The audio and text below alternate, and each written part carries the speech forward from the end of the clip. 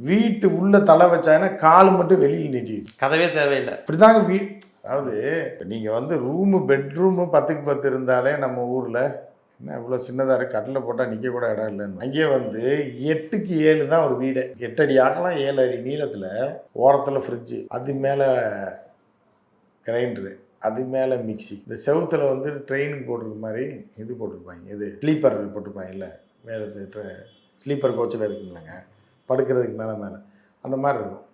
அதை தூக்கி விட்டால் அங்கே அப்பம் படுத்துக்குவோம், அதுக்கு மேலே அவங்க அம்மா படுத்துருக்கு, அதுக்கு மேலே மக படுத்துருக்கு, அதுக்கு மேலே அடியில் பெட்டி இருக்கும். அகலமே இருக்காது வீட்டில், அகலம் இருக்காது. 8 அடி அகலம் 7 அடி நீளம் தாங்க, அவ்வளோதான்.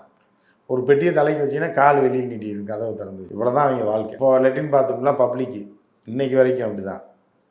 இவ்வளோ தான் ஒரு வீடு.